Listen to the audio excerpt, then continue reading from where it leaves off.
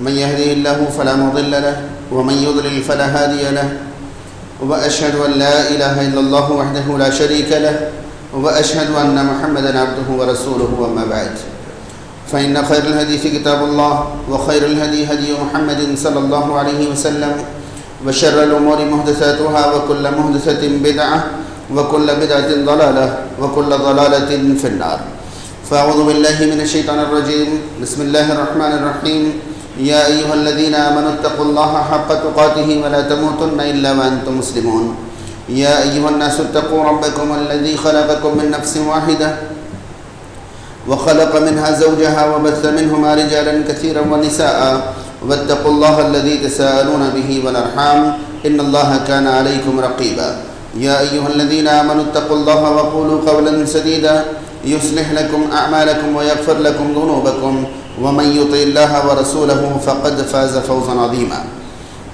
وقال تعالى في موضع ربنا لا تزغ قلوبنا بعد إذ هديتنا وهب لنا من لدنك رحمة إنك أنت الوهاب. محترم حاضرین کرام، تعریف و توصیف کی تمام قسمیں اللہ رب العالمین کے لیے لائق و مناسب ہیں. درود و سلام نازل ہو اللہ کے آخری رسول محمد رسول اللہ صلی اللہ تعالی علیہ وسلم پر. اللہم صلی علی محمد وعلی آل محمد کما صلیت علی ابراہیم وعلی آل ابراہیم انک حمید مجید. اللہم بارک علی محمد وعلی آل محمد کما بارکت علی ابراہیم وعلی آل ابراہیم انک حمید مجید. حاضرین، ماہ رمضان کا آخری عشرہ چل رہا ہے. بہت جلد اس مہینے سے ہم اور آپ باہر نکل جائیں گے. سب سے پہلے وضاحت کے طور پر یہ ذہن میں رہے کہ اس مہینے کے آخری جمعہ کے بارے میں سماج اور معاشرے میں زمانہ قدیم سے جو ایک فکر اور ایک سوچ چلی آ رہی ہے کہ اس مہینے کا آخری جمعہ جو ہے وہ جمعۃ الوداع ہوتا ہے یا الوداعی جمعہ ہوتا ہے، یا اس جمعہ کو خاص اہمیت دینا، یا اس جمعہ کے بارے میں یہ سوچنا کہ جو اس دن جمعہ کی نماز نہیں پڑھے گا وہ ایمان سے ہی خارج ہو جائے گا، دین سے ہی باہر نکل جائے گا، وغیرہ وغیرہ. ان میں سے کوئی بھی چیز شرعاً کسی دلیل سے ثابت نہیں ہے. رمضان کا پہلا جمعہ اور آخری جمعہ ہر اعتبار سے برابر ہے، اس میں کوئی فرق اور کوئی اختلاف نہیں ہے. حاضرین، رمضان کے آخری جمعہ سے ایک زبردست افسوس کا احساس ہر سال ضرور ہو جاتا ہے، اور وہ احساس یہ ہے کہ آپ دیکھیں گے کہ رمضان کے آخری جمعہ میں مساجد کھچا کھچ بھر کر مساجد کے باہر لوگ نماز قائم کرتے ہیں. آپ دیکھیں گے کہ گلیوں میں نمازیں ہو رہی ہیں، سڑکوں میں نمازیں ہو رہی ہیں، یا ہوتی تھیں، ہم سب یہ اچھی طرح جانتے ہیں. تو ایسا لگتا ہے کہ دیکھیے کتنی تعداد میں مسلمان ہیں، کتنی تعداد میں امت کے لوگ ہیں جو مساجد بھر کر سڑکوں پر نماز قائم کر رہے ہیں. مگر اس دن یہ دیکھ کر ہمیں افسوس ہوتا تھا کہ اس دن پتہ چلتا تھا کہ کتنی بڑی تعداد میں مسلمان مسجدوں سے دور رہتے. آج پتہ چل رہا ہے کہ اگر سارے کے سارے مسلمان ہر دن مسجدوں میں آئیں تو شہر میں جتنی مسجدیں آج ہیں وہ کافی نہیں ہوں گی، اب بھی سڑکوں پر نماز ادا کرنے کی ضرورت پڑے گی. اس دن پتہ چلتا ہے کہ کتنے مسلمان مساجد سے جڑے ہوئے ہی نہیں ہیں. تبھی تو مسجدیں روزانہ خالی رہتی ہیں، جمعہ کے دن ہلکی پھلکی بھر جاتی ہیں. اس دن بڑا افسوس ہوتا ہے. حاضرین کرام، جمعہ سال بھر میں جس طرح فرض ہے رمضان میں اسی طرح فرض ہے. ماہ رمضان میں سارے جمعے ایک جیسے ہیں، ان میں کسی بھی طرح کا کوئی فرق نہیں ہے.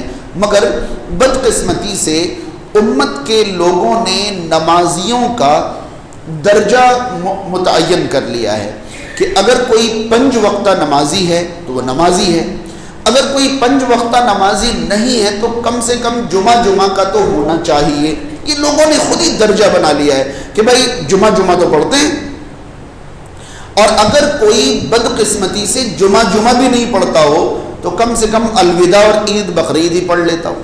یعنی کہ اگر کوئی الوداع اور عید بقرعید بھی نہیں پڑھتا ہو تب کہیں گے کہ بھئی یہ تو دین سے بالکل نکلا ہوا ہے. یعنی الوداع اور عید بقرعید بھی کوئی پڑھ لے تو پھر ہم سمجھتے ہیں کہ ہاں کہیں نہ کہیں تو ہے، کچھ نہ کچھ تو باقی ہے. جبکہ شریعت نے ایسی کوئی تقسیم بھی نہیں کی ہے.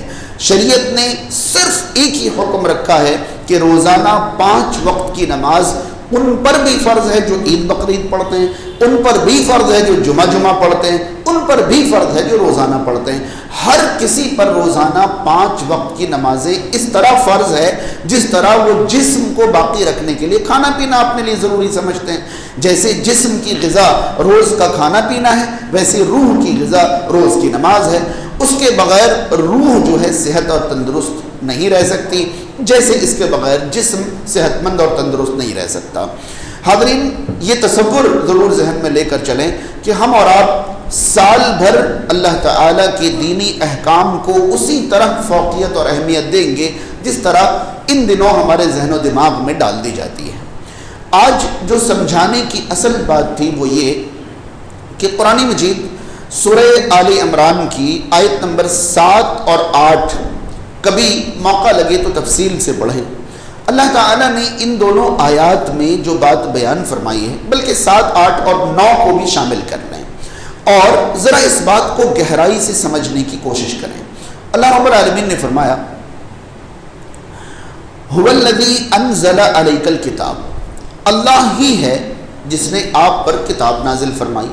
رسول کریم صلی اللہ علیہ وسلم سے فرما رہا ہے اللہ تعالیٰ کہ اللہ نے ہی آپ پر کتاب نازل کی ہے، مگر جو کتاب نازل کی ہے اس کے بارے میں رب تعالیٰ نے ایک گہری جانکاری یہ دی، منہ آیات محکمات ہن ام الکتاب و اخر متشابہات. یہ ذرا غور سے سننے اور سمجھنے کی چیز ہے. اللہ نے ہی آپ پر کتاب نازل کی ہے جس کی اکثر آیتیں محکم ہیں. محکم کا معنی ہوتا ہے صاف ستھری ہیں، سمجھ میں آنے والی ہیں، کلیئر ہیں، اپنی بات کو سمجھانے میں کوئی شک اور شبہ نہیں رکھتی ہیں. یہ اکثر آیتیں، اور جو اکثر محکم آیتیں ہیں یہی کتاب کی اصل ہن ام الکتاب. یہ جو محکم آیتیں ہیں یہی کتاب کی اصل ہیں، کتاب کی بنیاد اور جڑ ہے. یعنی اصل میں کتاب کے نازل کرنے کا جو مقصد ہے وہ محکم آیتوں میں ہی بیان کیا گیا. یہی اصل کتاب، اسی پر ہمیں قائم رہنا ہے. مگر وَأُخَرُ مُتَشَابِهَاتٌ، تھوڑی آیتیں ایسی بھی ہیں جن میں شبہ پیدا ہو سکتا ہے. وَأُخَرُ مُتَشَابِهَاتٌ، کچھ آیات ایسی ہیں جو متشابہات ہیں، جو کئی معانی اپنے اندر رکھ سکتی ہیں، جن میں الگ الگ معانی پیدا ہونے کا امکان رہتا ہے، جن میں جو معنی آپ لیں گے اس معنی پر آپ کو شک رہ جائے گا کہ میں نے جو معنی لیا ہے یہی صحیح ہے، یہ کوئی اور معنی بھی ہو سکتا ہے. تو کچھ آیتیں متشابہات ہیں. اگر آپ میں سے کوئی عربی سے دلچسپی رکھتے ہوں تو عربی میں آخر کا مصغر اخر ہے. اس کا مطلب یہ ہوتا ہے کہ آخر کا مطلب ہوتا ہے ٹھیک ٹھاک تعداد میں کوئی چیز. جیسے ہم یہ کہیں کہ سارے کے سارے کپڑے سفید ہیں، کچھ اور کپڑے ہیں جو بلیک بھی ہیں، تو یہاں تعداد برابر برابر سمجھ میں آ سکتی ہے. مگر آخر کو اگر اخر کر دیا جائے تو معنی یہ ہوگا کہ سارے کے سارے کپڑے سفید ہیں، اکا دکا کوئی کالا ہے. کیونکہ آخر جو ہے یہ تو برابر کی کوانٹٹی بتا سکتا ہے، مگر اخر کا معنی بہت معمولی، بہت کم، بہت تھوڑا. اخر مصغر ہے. آپ کو صرف دلچسپی کے لیے ایک بات بتا دوں، حسن اور حسین عربی میں دونوں ہی لفظ حسن ہے. کبھی سوچا آپ نے کہ حسن اور حسین دونوں ہی لفظ عربی میں حسن ہے؟ بات سمجھ میں آ رہی ہے؟ حسین بھی عربی میں کیا ہے؟ حسن. مگر حسین کیوں ہے؟ حسین کا معنی ہوتا ہے چھوٹا حسن. آئی بات سمجھ میں؟ حسن کا معنی حسن اور حسین کا معنی چھوٹا حسن. حسن ہی ہے دونوں لفظ، بس حسین جو ہے حسن کا مصغر ہے. اب زندگی میں کوئی آپ سے پوچھے کہ حسن اور حسین دونوں بھائیوں میں چھوٹے کون تھے، اور اگر آپ کو عربی معلوم ہو تو آپ کو سیرت معلوم رکھنے کی ضرورت بھی نہیں ہے.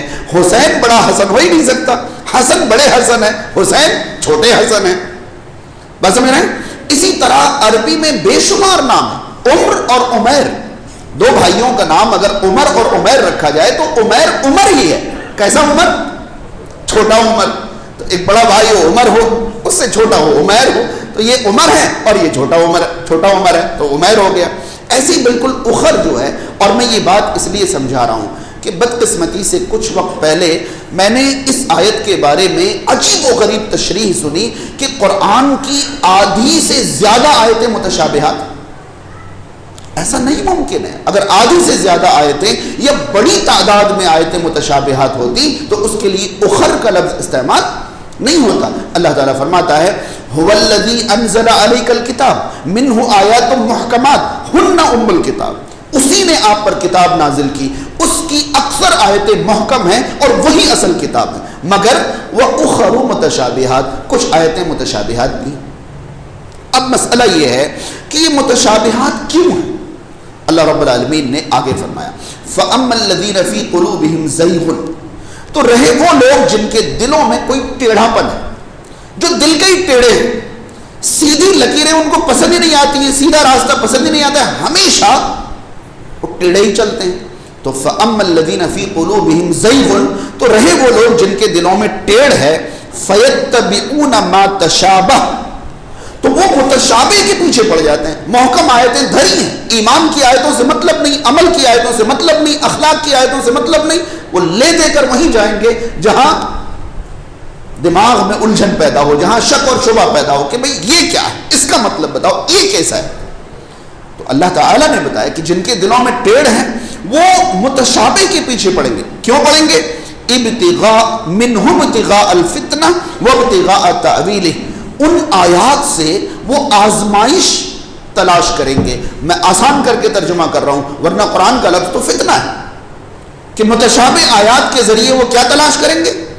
وہ فتنے تلاش کریں گے. فتنہ کا سب سے آسان معنی آزمائش ہے. تو میں یہ کہہ لے رہا ہوں کہ وہ متشابہ آیتوں کے پیچھے پڑھ کر کم سے کم کس کے لیے آزمائش پیدا کر لیں گے؟ اپنے لیے تو ضروری پیدا کر لیں گے. اگر وہ اور ٹیڑھے دل کے ہوئے تو شاید محلے کے لیے آزمائش پیدا کر دیں. اس سے بھی زیادہ ٹیڑھے ہوئے تو شاید دنیا بھر کے لیے آزمائش پیدا کر دیں کہ وہ ان آیات کے ذریعے پوری دنیا کے لوگوں کو ٹیڑھے پن میں مبتلا کر دیں. اور وابتغاء تأویلہ، وہ ان آیتوں کی جڑ تک پہنچنے کی کوشش کریں گے. تأویل کہتے ہیں کسی بات کی سب سے گہرائی تک، وہ ان آیتوں کی گہرائی تک پہنچنے کی کوشش کریں گے. وما یعلم تأویلہ الا اللہ، جبکہ ان آیتوں کی گہرائی اللہ کے سوا کوئی جانتا ہی نہیں. بس سمجھ رہے ہیں؟ ان آیتوں کی گہرائی اللہ کے سوا کوئی جانتا ہی نہیں ہے. والراسخون فی العلم یقولون، جبکہ پختہ علم والے، یہ پختہ علم والے ٹیڑھے دل والوں کے اپوزٹ میں بیان کیے گئے ہیں. ایک تو ٹیڑھے دل والے جو کیا کرتے ہیں؟ متشابہات کے پیچھے پڑتے ہیں. اور دوسری طرف پختہ علم والے، اس کا مطلب ان کے دل ٹیڑھے نہیں ہیں. تو پختہ علم والے کیا کہتے ہیں؟ والراسخون فی العلم یقولون، پختہ علم والے کہتے ہیں آمنا بہ کل من عند ربنا، ہم متشابہات پر بھی ایمان رکھتے ہیں، ساری آیتیں ہمارے رب کی طرف سے آئی ہیں. صاف مطلب یہ ہے کہ جو پختہ علم والے ہوں گے، جو سیدھے دل والے ہوں گے، جو مضبوط لوگ ہوں گے، وہ یہ کہیں گے کہ بھئی ہم محکم پر عمل کریں گے اور متشابہ پر ایمان رکھیں گے، جیسا ہے ویسے ہی مان لیں گے. باقی تعویل کیا ہے، حقیقتیں کیا ہے، یہ کون جانتا ہے؟ اللہ تعالی جانتا ہے. اس کے بعد وما یذکر الا اولو الالباب، اخیر میں اللہ تعالی نے فرمایا کہ نصیحت تو صرف عقلوں والے ہی حاصل کرتے ہیں. اب یہ راسخون فی العلم جو ہیں، یہ پختہ علم والے جو ہیں، یہ ایک طرف متشابہات کے پیچھے نہیں پڑتے، متشابہات کا انکار بھی نہیں کرتے بلکہ ایمان رکھتے ہیں. اس کے بعد یہ راسخ فی العلم پختہ علم والے زندگی بھر دعا کرتے رہتے ہیں، ربنا لا تزغ قلوبنا بعد اذ ہدیتنا، اے ہمارے رب ہمیں ہدایت دینے کے بعد ہمارے دلوں کو ٹیڑھا نہ کر دے، کیونکہ دل ٹیڑھا ہوگا تو پھر ہم متشابہات کے پیچھے لگ جائیں گے. لہذا ہمارے دلوں کو سیدھا ہی رکھ. کیا مطلب؟ پختہ علم والے کہتے ہیں کہ آج میرا دل سیدھا ہے تو ہمیشہ سیدھا رہے، اس بات کی کوئی گارنٹی نہیں ہے. یہ تو تیرا کام ہے کہ میرے دل کو سیدھا رکھ. تو ربنا لا تزغ قلوبنا بعد اذ ہدیتنا، تو نے ہمیں ہدایت دے دی، ہم متشابہات کے پیچھے نہیں پڑ رہے ہیں، تو اس ہدایت پر ہمیں باقی رکھ، ہدایت کے بعد ہمارے دلوں کو ٹیڑھا نہ کر دے. وَهَبْ لَنَا مِن لَّدُنْكَ رَحْمَةً إِنَّكَ أَنتَ الْوَهَّابُ، اور اپنے پاس سے ہم پر رحمت کر کیونکہ تو ہی بہت زیادہ عطا کرنے والا ہے. یہاں ایک بات یہ بھی ذہن میں رہے کہ پختہ علم والوں کی دعا کا جو مرکز ہوتا ہے وہ ہدایت اور آخرت ہوتا ہے. وہ دنیا کے بارے میں اتنے فکر مند نہیں ہوتے جتنے فکر مند وہ آخرت کے بارے میں یا ہدایت کے بارے میں ہوتے ہیں. اس کے بعد آیت نمبر 9 بھی اگر شامل کر لی جائے تو ربنا انک جامع الناس لیوم لا ریب فیہ، اے ہمارے رب یقیناً تو اس دن کے لیے سب کو جمع کرے گا جس میں کوئی شک نہیں. ان اللہ لا یخلف المیعاد، بے شک اللہ وعدوں کی مخالفت نہیں کرتا. دراصل دلوں کو سیدھا رکھنے کا جو بٹن اور ریموٹ ہے وہ قیامت پر ایمان ہے. جب تک آپ کو یقین رہے گا، جب تک آپ کو ایمان رہے گا کہ قیامت کے دن اللہ پیش کرے گا، حاضر کرے گا، آپ دل کو ٹیڑھا ہونے نہیں دیں گے، آپ دل کو سیدھا کر ہی لیں گے، پکڑ ہی لیں گے، کوشش تو کرتے رہیں گے. تو قرآن میں کچھ آیات جو متشابہات ہیں، پختہ علم والے ان کے پیچھے نہیں پڑتے اور ان کا انکار بھی نہیں کرتے، ایمان رکھتے ہیں، قرآن کی محکم آیتوں پر عمل کرتے ہیں اور ساتھ ہی زندگی بھر ہدایت میں باقی رکھنے کی دعا کرتے رہتے ہیں اور آخرت پر اپنا ایمان مضبوط رکھتے ہیں. یہ آیات میں نے آج آپ تک کیوں پہنچائی؟ دراصل جب بھی رمضان کا مہینہ شروع ہونے والا ہوتا ہے تو ہم جیسے لوگوں کا چہرہ کھل جاتا ہے کہ اب مساجد میں لوگوں کو بلانے کی ضرورت نہیں پڑے گی. ہو سکتا ہے بھگانے کی ضرورت پڑ جائے کہ بھائی جگہ فل ہو گئی، نکلو، اب ہو سکتا ہے بھگانے کی ضرورت پڑ جائے. مگر جیسے ہی رمضان اخیر میں داخل ہوتا ہے، آخری عشرہ شروع ہوتا ہے، پھر ہماری وہ خوشیاں دھیرے دھیرے غائب ہونا شروع ہو جاتی ہیں کہ بس یہ جو بھری ہوئی مسجدیں دکھ رہی ہیں، یہ جو رونق ہے مسجد میں، یہ اب 6 دن باقی رہے، یہ اب 5 دن باقی رہے، یہ اب 4 دن باقی رہے. بلکہ شاید آپ کو افسوس کے ساتھ یہ معلوم ہوا ہو کہ بعض فکرمند احباب نے ہندوستان کی کچھ مساجد میں رمضان کے بعد باقاعدہ پوسٹر لگائے ہیں کہ ہمارے کچھ نمازی گم ہو گئے ہیں، اگر کہیں کسی کو ملیں تو انہیں واپس کر دیں. ابھی کچھ دن پہلے مسجدوں میں صبح شام دکھتے تھے، اب بالکل نہیں دکھ رہے ہیں. لاپتہ کا اعلان لگا دیتے ہیں لوگ رمضان کے بعد. شاید آپ کو یہ باتیں پہنچی ہوں اور واقعی ایسا ہی ہوتا ہے. تو یہ کیا ہے؟ یہ کہیں نہ کہیں ہمارے دلوں کا ٹیڑھا پن ہی تو ہے. ہمارے دلوں کا ٹیڑھا پن ہے کہ اصل میں ہم فرما بردار نہیں ہیں. رمضان میں فرما بردار اس لیے بن جاتے ہیں کہ رمضان میں دلوں کو ٹیڑھا کرنے والے ایلیمنٹ جو ہیں وہ قید کر لیے جاتے ہیں، وہ بند کر لیے جاتے ہیں. اس لیے ہم کچھ وقت کے لیے ٹیڑھے پن کے مرض سے باہر نکل آتے ہیں اور جیسے ہی وہ ایلیمنٹ اور اسباب دوبارہ سے ایکٹیو ہوتے ہیں ہم پھر سے ٹیڑھے کے ٹیڑھے ہو جاتے ہیں. یہی ہو جاتے ہیں. اس کا مطلب یہ ہوا کہ ماہ رمضان سے خاص فائدہ اٹھانے کے لیے ہمیں یہ دعا کرنی ہوگی. ابھی باقی ہیں راتیں، اور یہ راتیں سال کی بہترین راتیں ہیں.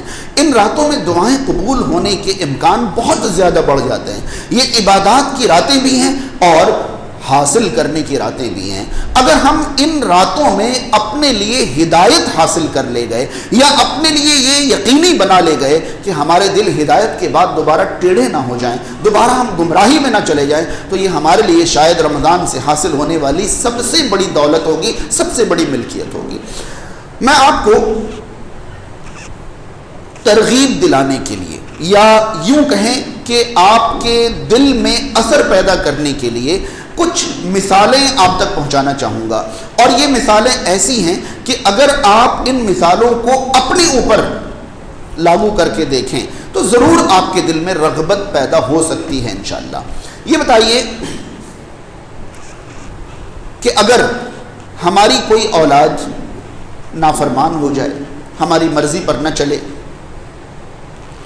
ہمیں پریشان کر دے، آری کر دے، اور اچانک کسی بھی وجہ سے وہ بڑا فرما بردار بن جائے، تو کیا ہم یہ چاہیں گے کہ اس بچے کی یہ فرما برداری ہفتہ، 15 دن، مہینے دن کے بعد پھر ختم ہو جائے، دوبارہ یہ نافرمان بن جائے؟ چاہیں گے ہم؟ نہیں چاہیں گے. یقین مانیں ہم حد درجہ کوشش کریں گے کہ یہ بچہ فرما بردار بنا ہے تو یہ فرما بردار ہی باقی رہ جائے۔ آپ کو پتہ ہے کہ ہمارے نافرمان بچوں کے فرما بردار بن جانے سے ہمیں جتنی خوشی ہوتی ہے نا، اس خوشی کے پیچھے واضح لفظوں میں کہوں تو ایک مطلب چھپا ہوا ہوتا ہے، ایک مقصد چھپا ہوا ہوتا ہے۔ کیوں؟ کیونکہ جیسے ہی ہمارا بچہ فرما بردار بنتا ہے، ہمیں اپنی زندگی کے آخری لمحات آسان لگنے لگتے ہیں کہ بچہ اگر اتنا فرما بردار رہا تو بڑھاپے میں میرا سہارا بن جائے گا، بڑھاپے میں میرے لیے آسانیاں پیدا کر دے گا، بڑھاپے میں مجھے دشواریوں میں نہیں چھوڑ دے گا۔ تو ہم جو خوش ہو رہے ہیں، اس خوشی کے پیچھے آسان لفظوں میں کہیں تو ایک مطلب ہے، مگر اندازہ لگائیے، صحیح مسلم کی حدیث ہے کہ بندے کے توبہ کرنے سے، یعنی کہ ایک بگڑا ہوا نافرمان اور برا بندہ اگر توبہ کر کے اللہ کا فرما بردار اور اللہ کا چہیتا بننے کے لیے لوٹ کر آ جائے، توبہ کر لے، تو اللہ تعالی اس نافرمان کے فرما بردار بن جانے پر اتنا خوش ہوتا ہے، اتنا خوش ہو جاتا ہے کہ حدیث میں ایسی مثال دی گئی ہے جس مثال کے بارے میں کہا جا سکتا ہے کہ شاید دنیا میں کسی کو کچھ بھی ملنے سے اتنا خوش نہیں ہوگا جتنا اللہ تعالیٰ ایک نافرمان کے فرما بردار بن جانے سے خوش ہو جاتا ہے۔ مگر سوال یہ کہ اللہ تعالیٰ کا اس طرح خوش ہونا کس مطلب سے ہے، کس مقصد سے ہے؟ کہ ہم اور آپ اللہ تعالیٰ کا کام آسان کر دیں گے؟ ہاں، ہم کیا اللہ تعالیٰ کی ضرورتیں پوری کر دیں گے؟ جی نہیں، یہ اللہ تعالیٰ کا ہم پر احسان ہے، ہم پر کرم۔ اگر کوئی بغیر کسی وجہ کے، بہت اچھی طرح سن لیں کہ اگر کوئی بغیر کسی وجہ کے، بغیر کسی مطلب کے، بغیر کسی مقصد کے ہماری کامیابی پر خوش ہوتا ہو تو یقین جانیں اس کے علاوہ کچھ نہیں کہا جا سکتا کہ ان کے دل میں ہماری سچی محبت اور سچی شفقت اور مہربانی، یہ اللہ تعالیٰ کی اپنے بندوں سے خالص محبت اور شفقت ہے کہ وہ بغیر کسی مطلب اور مقصد کے اپنے بندوں کے کامیاب ہونے پر خوش ہوتا ہے کہ یہ میرا بندہ جہنم میں چلا جاتا، اب یہ جنت میں جانے کے راہ پر چلنے لگا ہے، مجھے بڑی خوشی ہے۔ وہ خوش ہوتا ہے ہماری کامیابی پر، جبکہ ہماری کامیابی سے اس کو کچھ بھی نہیں ملنے والا ہے، کچھ نہیں حاصل ہونے والا ہے۔ آپ دیکھیں گے دنیا میں کچھ لوگ ہوتے ہیں جنہیں ہم سے سچی محبت ہوتی ہے، ہم ان کا کچھ نہیں کر پاتے لیکن وہ ہماری کامیابی پر خوش ہوتے ہیں، ان کا سینہ چوڑا ہو جاتا ہے کہ بچہ کامیاب ہو رہا ہے، اور وہ لوگ بلا شبہ ہمارے بارے میں اچھی عقیدت اور اچھی محبت اپنے دل میں رکھتے ہیں۔ تو حاضرین، اگر کوئی ایسی ذات کو مہینہ بھر خوش کرنے کے بعد پھر ناراض کرنا شروع کر دے تو کیا کہیں گے آپ؟ وہ عقل مند ہے، سمجھدار ہے؟ آپ ایسا کہیں گے؟ آپ ایسا ہرگز نہیں کہیں گے، بلکہ یہ کہیں گے کہ بڑا نادان ہے۔ ایسی ذات اور ایسی ہستی کو جو بے لوث اپنے بندے سے محبت کرے، جو بے مقصد اپنے بندے سے محبت کرے، بے مطلب اپنے بندے سے محبت کرے، اس ذات کو کوئی کھو دے یا ناراض کر دے، یہ اس کی بڑی بدقسمتی ہوگی۔ میں نے ایک مثال دی، اولاد کی نافرمانی فرما برداری میں بدل جائے تو ہمیں کیسا لگتا ہے۔ اگلی مثال یہ ہے کہ اگر کوئی پریشان حال آدمی جس کی زندگی بڑی پریشانیوں میں گزر رہی ہو، بڑی مشکلات میں زندگی گزر رہی ہو، اچانک اس کی ساری مشکلات دور ہو جائیں اور بالکل کمفرٹیبل زندگی ہو جائے، آرام دہ زندگی ہو جائے، تو وہ شروع میں اس آرام کو استعمال کرتے ہوئے خوشی محسوس نہیں کر پاتا ہے، یہ سوچ کر کہ کتنے دن کے لیے۔ بات سمجھ میں آ رہی نہیں آ رہی؟ جب انسان مشکلات سے نکل کر سکون میں پہنچتا ہے نا، تو کچھ دن تو وہ سکون اس کو مزہ ہی نہیں دیتا ہے۔ ابھی پچھلے جو زخم ہیں وہ ابھی اتنی جلدی ختم نہیں ہوتے ہیں، وہ یہ سمجھتا ہے کہ ہو سکتا ہے 4 دن بعد پھر وہیں پہنچ جاؤں۔ اگر اس کو پتہ چل جائے کہ آپ کے برے دن لگ گئے، آپ کے اچھے دن آ گئے، اب آپ کو دوبارہ ان مشکلات اور پریشانیوں میں کبھی نہیں جانا پڑے گا، کبھی آپ ان مشکلات میں نہیں جائیں گے، تو کیا وہ پھر سے کود کر وہیں جانا پسند کرے گا جہاں سے نکل کر آیا ہے؟ پھر آپ مجھے بتائیے کہ آپ سے ایک سوال ہے، ایک مسلمان کی رمضان والی زندگی خوشگوار اور بہترین ہے یا رمضان کے بعد والی عام مسلمانوں کی زندگی؟ کون سی خوشگوار بہترین؟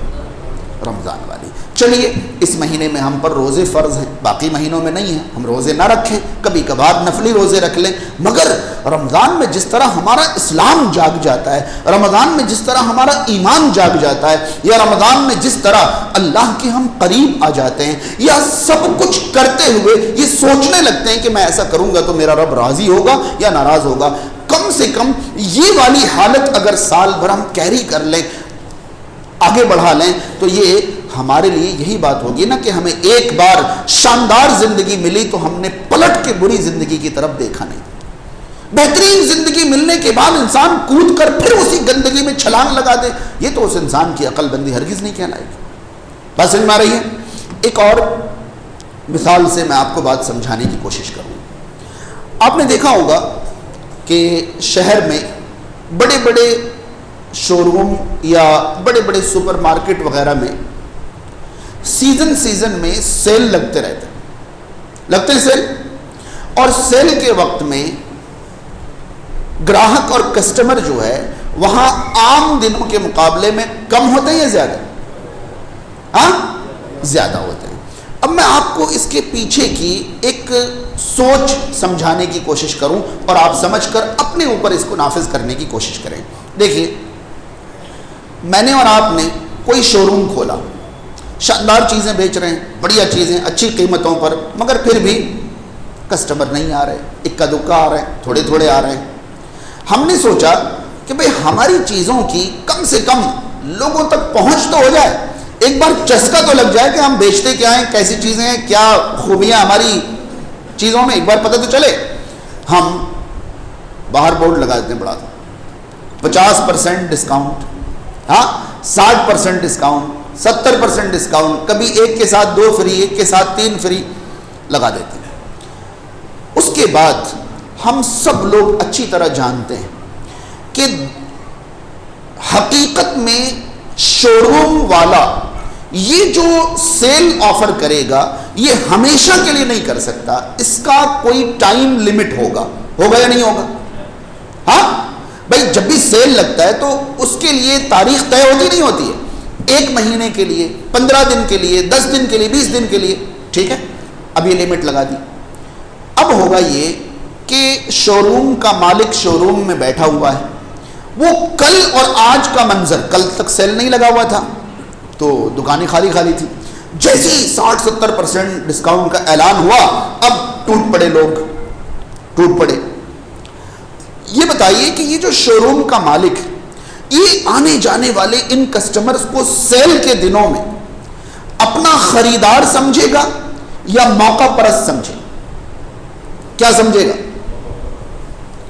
اب سیل کے دن ختم ہو جانے کے بعد وہ دیکھے گا کہ پہلے کے مقابلے میں کچھ کسٹمر بڑھے یا نہیں بڑھے۔ اب پہلے کے مقابلے میں سیل کے بعد جو کسٹمر بڑھ گئے، باقی رہ گئے، وہ شو روم کا مالک صرف ان کو اپنا کسٹمر سمجھے گا۔ یہ بیچ میں جو بھیڑ آئی تھی وہ اسے کسٹمر نہیں موقع پرست سمجھے گا، اور اس سے اتنا سا بھی خوش ہو جائے تو بڑی بات ہے۔ صحیح بات ہے یا نہیں؟ تو کیا لگتا ہے کہ رمضان میں نیکیوں کا سیل نہیں لگا ہوتا ہے اللہ تعالیٰ کی طرف سے؟ ہاں، اور یہ جو رمضان میں کسٹمر کی بھرمار ہوتی ہے یہ واقعی اللہ تعالیٰ کی رضامندی چاہنے والے ہیں یا موقع پرست ہیں؟ بھئی آپ خود اپنے بارے میں کہیے کہ اگر کوئی رمضان میں مسجدوں میں آ کے نیکیاں لوٹنے لگا ہے، دامن بھرنے لگا ہے، تو رب تعالیٰ ایسے بندوں کو دیکھ کر یہ تو خوش نہیں ہوگا نا کہ یہ میرا چاہنے والا ہے یا میرا محبوب ہے یا میری رضا چاہتا ہے، جی نہیں، بلکہ اللہ تعالیٰ یہ کہے گا کہ دیکھا بورڈ لگتے ہی آ گئے۔ ہاں، تو رمضان کے بعد جو ہدایت پر باقی رہیں گے وہ دراصل رب تعالیٰ کے طلبگار ہیں، وہ اللہ کے حقیقی بندے ہیں، ان بندوں سے اللہ تعالیٰ خوش ہوگا۔ یہ تو موقع پرستی ہے، اور موقع پرستی سے اللہ تعالیٰ خوش ہو جائے تو یہ اس کا کرم ہے۔ آپ موقع پرستی کے ذریعے کسی کو خوش نہیں کر سکتے۔ اچھی طرح ذہن میں رکھیے، جب آپ کو ضرورت ہو اور آپ بڑے لوگوں کے ہاتھ پیر دبانا شروع کر دیں اور وہ خوش ہو کر آپ کی ضرورت پوری کر دیں تو یہ ان کا کرم ہے، یہ آپ کا حق نہیں ہے۔ بات سمجھ میں آ رہی نہیں آ رہی؟ جب آپ کو ضرورت پڑی اور آپ نے کسی بڑے کے ہاتھ پیر دبانا شروع کر دیے، انہوں نے دیکھا کہ بھائی یہ تو ضرورت پڑی ہے اس ٹائم تو یہ آ گیا فرما برداری کرنے. ٹھیک ہے بھائی کیا چاہیے, ہاں جاؤ لے جاؤ. تو یہ آپ کا حق تھا یا ان کا کرم تھا؟ ورنہ تو وہ آپ کا ہاتھ پکڑ کر ہاں جی آج تک کہاں تھے, اب اچانک کیسے پیر دبانے آ گئے. اگر یہ پوچھ لیں تو یہ ان کا حق ہے کہ تم تھے کہاں جو ضرورت میں آ گئے. اگر لگاتار مسلسل پرماننٹ یہ فرما برداری کرتے تو تمہیں ضرورت کے وقت یہ ہاتھ پیر دبانے کی ضرورت ہی نہ پڑتی. تمہاری ضرورت کو تم سے زیادہ ہم سمجھتے. اچھی طرح ذہن میں رہے کہ اگر رمضان کی عبادات اللہ تعالیٰ قبول کرے, اور وہ قبول کرے گا کیونکہ وہ رب ہے, وہ بندوں کی طرح سوچ نہیں رکھتا, الحمدللہ وہ رب ہے, وہ قبول کرے گا. مگر رمضان کی عبادات قبول کر لے تو یہ ہمارا حق نہیں بلکہ اس کا فضل ہے, یہ اس کا کرم ہے کہ سال بھر نہیں آنے والے بھی اگر اس مہینے میں آ جائیں تو ان کی بھی اللہ تعالیٰ قبول کر لیتا ہے. یہ تو خالص اس کا رحم و کرم ہے اور اس کا فضل ہے. ورنہ وہ یہ کہے کہ پرماننٹ بندے ہی یہاں ایکسیپٹیبل ہیں, باقی موقع پرستوں کی یہاں کوئی جگہ نہیں, تو کون اللہ سے سوال کر لے گا؟ کون کہہ دے گا اللہ تعالیٰ سے کہ اللہ یہ کیا بات ہو گئی؟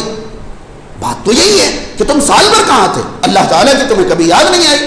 آج اگر ہم اور آپ بقیہ ان 5 6 7 دنوں میں جو بھی دن باقی ہیں, اگر ان راتوں میں ہم کھڑے ہو کر اللہ کے سامنے کثرت سے یہ دعا کر لیں, ربنا لا تزغ قلوبنا بعد اذ ہدیتنا وہب لنا من لدنک رحمہ انک انت الوہاب, شاید اس رمضان کے بعد بھی ہمارا دل سیدھا رہ جائے, فرما بردار رہ جائے, شاید ہمارا دل اللہ کی راہ پر قائم رہ جائے, تو یہ ہمارے لیے بڑی نعمت ہوگی, یہ ہمارے لیے بڑا کرم ہوگا. اخیر کی 2 4 باتیں آپ تک پہنچا کر میں اپنی بات پوری کروں.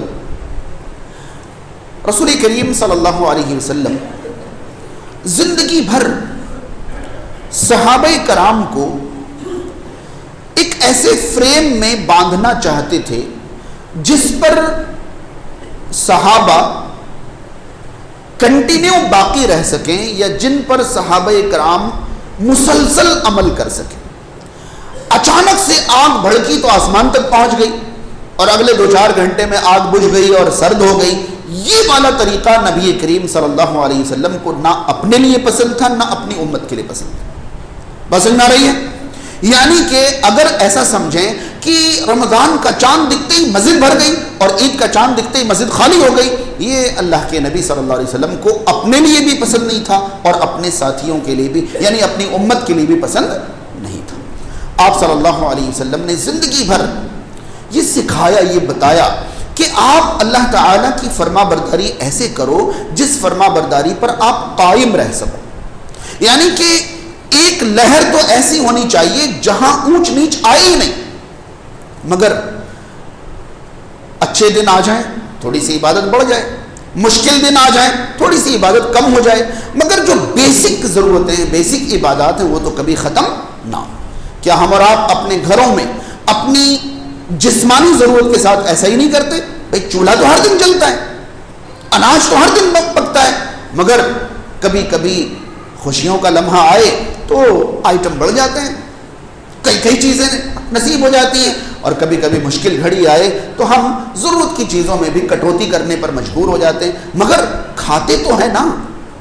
ہاں اناج تو بھرتے ہی ہیں اندر, اس کے بغیر تم کھڑے نہیں رہ پائیں گے نا. تو کم سے کم فرض عبادات تو سال بھر کبھی ختم نہ ہو, یہ مداومت, یہ ہمیشگی ہے, اور یہ لازم ہے روح کی غذا کے لیے کہ ہمارا کھانے کا کچن جس طرح بند نہیں ہوتا ہے, اسی طرح روح کی غذا کے لیے فرض عبادات کبھی ختم نہیں ہونے چاہیے. ہاں فرض عبادات کے بعد کبھی کبھی چھٹی مل گئی, صحت مند ہیں, خوشی ہیں, اللہ تعالیٰ کے شکر کے طور پر نوافل بڑھا لیجیے, کچھ نفل روزے رکھ لیجئے, کچھ نفل نمازیں پڑھ لیجئے, جیب اللہ تعالیٰ نے صحیح سے بھر دیے تو کچھ نفل صدقات کر دیجئے. مگر نہیں ہے, الجھنوں والے دن ہیں, تو کم سے کم فرض عبادات پر باقی رہیں, فرض عبادات سے نیچے کبھی نہ جائیں. رسول کریم صلی اللہ علیہ وسلم نے عام لفظوں میں اپنی زبان مبارک سے یہ فرمایا تھا, احب العمل الی اللہ ما داوم علیہ صاحبہ, اللہ کو سب سے محبوب عمل وہ ہے جس پر کرنے والا ہمیشہ باقی رہ جائے. سمجھ پا رہے ہیں؟ عمل کرنے والا جس عمل پر برقرار رہ جائے, اللہ کو وہ عمل سب سے زیادہ پسند ہے. اور بعض صحیحین کی روایت کے مطابق یہ بھی لفظ بڑھا ہوا ہے کہ چاہے وہ بہت کم ہی کیوں نہ ہو، چاہے کم ہو لیکن بہت زیادہ ہو۔ آپ نے کہاوتیں سنی ہوں گی، بوند بوند سے ساگر بھر جاتا ہے۔ بھئی پرنالہ کسی کے اوپر ایک بار میں گرے اور 2 منٹ میں پرنالہ بند ہو جائے تو وہ اپنی الگ بات ہے، مگر بوند بوند اگر مسلسل گرتا رہے تو بوند بوند سے گھڑا بھی بھر جاتا ہے۔ بہرحال نبی کریم صلی اللہ علیہ وسلم کو مداومت والا، ہمیشگی والا عمل پسند تھا، چاہے وہ عمل تھوڑا ہی کیوں نہ ہو۔ رسول کریم صلی اللہ علیہ وسلم اپنی زندگی میں ان تمام صحابہ کرام کو پیچھے سے پکڑ کر کھینچ لیتے تھے، روک دیتے تھے جو ایسی اسپیڈ دکھانے کی کوشش کرتے جس اسپیڈ پر انسان باقی نہیں رہ سکتا ہے۔ اگر کوئی ایسی اسپیڈ دکھانا چاہتا تو اللہ کے نبی یہ نہیں فرماتے کہ ابھی اسپیڈ سے بھاگ رہا ہے تو بھاگنے دو، بعد میں جب پیٹرول ختم ہوگا تو خود ہی دھیرے ہو جائے گا، جی نہیں، ابھی رک جاؤ۔ معلوم ہے آپ کو، 2 مثالیں دیتا ہوں۔ نبی کریم صلی اللہ علیہ وسلم کی ازواج کے پاس 3 صحابی آئے، پوچھا کہ آپ صلی اللہ علیہ وسلم کی عبادات کی ڈیٹیل کیا ہے؟ انہوں نے بتا دیا۔ ان کو تھوڑی عبادتیں کم لگی تو خود ہی ڈیسائیڈ کر لیا کہ بھائی نبی کریم صلی اللہ علیہ وسلم کا مقام و مرتبہ، آپ تو اگلے پچھلے خطاؤں سے مغفور ہیں، ہمارا کیا ہے؟ تو آپ کی عبادتیں کم ہو سکتی ہیں، ہمارے لیے اتنی عبادت کافی نہیں ہے۔ ان میں سے ایک نے کہا میں رات میں کبھی نہیں سوؤں گا، پوری رات نمازیں قائم کروں گا۔ دوسرے نے کہا میں دن میں کبھی نہیں کھاؤں گا، ہمیشہ روزے رکھوں گا۔ اور تیسرے نے کہا بیوی بچے ان جھمیلوں میں نہیں پڑوں گا، اللہ کی عبادت کرتا رہوں گا۔ نبی کریم صلی اللہ علیہ وسلم اندر یہ باتیں سن رہے تھے، آپ جلدی سے باہر آئے۔ باہر آنے کا انداز بڑا بے چینی والا تھا۔ آپ نے بے چینی اور گھبراہٹ میں ان سے کہا کہ تم نے ابھی ایسی ایسی باتیں کہی؟ انہوں نے کہا ہاں۔ نبی کریم صلی اللہ علیہ وسلم نے فرمایا کہ سنو، میں تم میں سب سے زیادہ اللہ سے ڈرتا ہوں اور اللہ کا تقوی رکھتا ہوں، پھر بھی میں رات کو سوتا بھی ہوں اور نماز بھی پڑھتا ہوں، میں دن میں کھاتا بھی ہوں اور روزے بھی رکھتا ہوں، یعنی کبھی میں روزہ رکھتا ہوں اور کبھی نہیں رکھتا ہوں، اور میں نے شادیاں بھی کر رکھی ہیں، تو جو میرے طریقے سے منہ موڑے گا اس کا مجھ سے کوئی تعلق نہیں۔ تو نبی کریم صلی اللہ علیہ وسلم نے صحابہ کرام کو وہ رفتار اختیار کرنے کا حکم ہی نہیں دیا کہ جس رفتار پر انسان باقی نہ رہ سکے، مگر اس کا دوسرا پہلو یہ ہے کہ عبداللہ ابن مسعود رضی اللہ تعالیٰ عنہ فرماتے ہیں کہ ہمارے زمانے میں فرض نمازوں سے پیچھے رہنے والا صرف وہ ہو سکتا تھا جس کے بارے میں مشہور تھا کہ یہ منافق ہے، یعنی مشہور منافق کے علاوہ کوئی نماز سے پیچھے ہمارے زمانے میں نہیں رہتا تھا۔ اگر کوئی ڈھکا چھپا بھی منافق ہے نا تو وہ ڈر کے مارے مسجد آتا تھا کہ کہیں میری منافقت کھل نہیں جائے۔ ایک طرف رسول کریم صلی اللہ علیہ وسلم نے اس طرح آگے بڑھنے سے منع فرمایا، دوسری طرف بیسک پر ایسا قائم رکھا کہ منافق بھی نماز قائم کرنے ڈر کے مارے آ جاتے تھے۔ اب ہمارے یہاں ہوتا یہ ہے کہ کچھ لوگ یا تو بالکل 12 سال کھانا ہی نہیں کھائیں گے، یہاں تک پہنچ جاتے ہیں، اور کچھ لوگ پورے 12 سال فرض بھی نہیں پڑھیں گے، یہاں تک پہنچ جاتے ہیں۔ یہ دونوں ہی چیزیں پسندیدہ نہیں ہیں۔ اگر کوئی انسان بالکل فرائض سے بھی عاری ہو جائے، نہیں پسند ہے اللہ تعالیٰ کو، اور اگر کوئی انسان اپنی انسانی ضروریات کو ہی کچل دے، اللہ تعالیٰ کو یہ بھی نہیں پسند ہے۔ اور اب تعالیٰ یہ چاہتا ہے کہ انسان اللہ کو راضی کرنے کے بارے میں وہ طریقہ اپنائے جس طریقے پر وہ خود کو لمبی مدت تک یا جب تک وہ زندہ ہے برقرار رکھ سکے۔ اگلی مثال ایک صحابی کی، عبداللہ ابن عمرو ابن عاص رضی اللہ تعالیٰ عنہما صحابی ہیں، فرماتے ہیں کہ میں نبی کریم صلی اللہ علیہ وسلم کے پاس گیا اور میں نے آپ صلی اللہ علیہ وسلم سے کہا کہ میں قرآن مکمل کرنے کے لیے کتنا ٹائم لوں؟ آپ نے شاید پہلے 40 دن یا 30 دن کی بات کہی، انہوں نے کہا نہیں میں اس سے زیادہ کر سکتا ہوں۔ آپ نے فرمایا کہ بھائی مہینے میں 2 بار کر لو، مہینے میں 2 بار کر لو۔ انہوں نے کہا نہیں میں اس سے بھی زیادہ کر سکتا ہوں۔ آپ نے فرمایا ٹھیک ہے پھر ہر ہفتے 1 بار کر لو۔ وہ کہا نہیں میں اس سے بھی زیادہ طاقت رکھتا ہوں۔ آپ نے فرمایا کہ ہر 3 دن میں قرآن مکمل کر لو، اور اس سے کم کی اجازت نہیں، 3 دن سے کم میں قرآن مکمل کرنے کی تمہیں اجازت نہیں ہے، ورنہ پھر نہ تم کو کچھ سمجھ میں آئے گا نہ سننے والے کو سمجھ میں آئے گا۔ آپ صلی اللہ علیہ وسلم نے یہ بات کہی تھی۔ 2 باتیں یہاں ذہن میں رہے۔ پہلی بات، صحابہ کرام قرآن پڑھنے کا مطلب عام طور پر بیٹھ کر قرآن پڑھنا نہیں لیتے تھے۔ کس میں قرآن پڑھنا لیتے تھے؟ ہاں، تہجد میں، نفل میں، سمجھ رہے ہیں؟ عام طور پر یاد رہے کہ صحابہ کرام اگر یہ کہتے کہ میں 3 دن میں قرآن پورا کرنا چاہتا ہوں، مطلب تکیہ لگا کے بیٹھ کے پورا کرنا ان کا مقصد نہیں ہوتا تھا، ان کا مقصد ہوتا تھا راتوں کو قیام کے ذریعے، تہجد کے ذریعے وہ 3 دن میں قرآن مکمل کرنا چاہتے ہیں۔ یہ بات ذہن میں رہے۔ اور دوسری بات یہ کہ صحابہ کرام کچھ عبادتیں اپنے اوپر خود ہی فرض کر لیتے تھے جو اللہ کی طرف سے فرض نہیں ہوتا تھا، جن کی پابندی کی وہ نظر مان لیتے تھے، بھئی مجھے یہ تو کرنا ہی کرنا ہے صرف اپنے لیے، اسے نظر کہتے ہیں، اور اللہ تعالیٰ کو یہ پسند ہے۔ بغیر کسی شرط کے اگر انسان اپنے اوپر کوئی ایسا نیک عمل فرض کر لے جو اللہ نے فرض نہیں کیا ہے تو ایسی نظر اللہ کو بہت زیادہ پسند ہے، اور صحابہ کرام کرتے تھے ایسا۔ یہ صحابی فرماتے ہیں کہ مزے مزے میں تو کروا کے آ گیا، اب سالوں سال گزر گئے، جب میری زندگی کے آخری ایام آئے تب میں نے سوچا کہ کاش میں نے رسول اللہ کی رخصت کو مان لیا ہوتا، اب مجھ سے یہ پورا نہیں ہو رہا ہے، اور پورا نہ کروں یہ میرا ضمیر گوارا نہیں کر رہا ہے، تو میں اب بڑا پریشان ہوں۔ یہ نبی کریم صلی اللہ علیہ وسلم کی تعلیمات میں سے تھی کہ آپ بالکل سالوں سال قرآن کو ہاتھ نہ لگائیں، یہ اللہ کو نہیں اچھا لگے گا، اور جب ہاتھ لگائیں تو ایسے ہاتھ لگائیں کہ رات رات میں مکمل کر دیں، تاکہ اس کے بعد کبھی ہاتھ لگانے کا دل نہیں چاہے۔ اللہ تعالیٰ کو یہ بھی پسند نہیں ہے۔ تو یاد رہے کہ ہم اور آپ، رمضان کا مہینہ ہے، عبادات کا مہینہ، کثرت سے عبادات کریں، یہ سیزن ہے، یہ موقع ہے، کوئی مسئلہ نہیں ہے، مگر یہ تو ضرور تہیہ اور ارادہ رکھیں کہ رمضان کے بعد ہم عبادات سے بالکل زیرو اور آری تو نہیں ہو جائیں گے، بلکہ جو بنیادی عبادات ضروری ہیں ان پر ہم قائم رہیں گے، اس ارادے کے ساتھ کہ جب بھی موقع لگے گا ہماری عبادتیں بڑھ جائیں گی، مگر بیسک عبادت کبھی ختم انشاءاللہ نہیں ہوگی۔ یہ چند باتیں تھیں جو بڑی گہرائی کے ساتھ یا بڑی آرزو کے ساتھ آپ تک پہنچانے کا مقصد تھا۔ میں چاہوں گا کہ ماہ رمضان کے بعد اگر اس خطاب کا اثر دکھے تو اس سے اللہ تعالیٰ یقیناً راضی ہوگا، مجھے بھی انشاءاللہ اس سے بڑی خوشی ہوگی۔ اگر کچھ ایسے لوگ نماز کے پابند ہو جاتے ہیں جو نہیں تھے تو یہ سب کے لیے بڑی خوشی کی بات ہوگی انشاءاللہ۔ اللہ تعالیٰ ہم تمام کو کہیں بھی ان باتوں پر عمل کی توفیق عطا فرمائے۔ اللہ تعالیٰ ہمیں عبادات پر مسلسل قائم رہنے کی توفیق عطا فرمائے۔ اللہ تعالیٰ ہمارے دلوں کو ہدایت کے بعد دوبارہ ٹیڑھا نہ کر دے۔ اللہ تعالیٰ ہمارے دلوں کو ہدایت پر باقی رکھے۔ اللہ تعالیٰ ہمارے دل کی، ہمارے نفس کی حفاظت فرمائے۔ سماج اور معاشرے میں جو لوگ بیمار ہیں اللہ تعالیٰ انہیں شفا عطا فرمائے، جو پریشان حال ہیں اللہ تعالیٰ ان کی پریشانیاں دور فرمائے، جو دنیا سے جا چکے ہیں اللہ تعالیٰ ان کی مغفرت فرمائے، جو دنیا میں باقی ہیں اللہ تعالیٰ ان کی حفاظت فرمائے۔ اقول قولی ھذا استغفر اللہ لی ولکم ولسائر المسلمین، الحمد للہ رب العالمین۔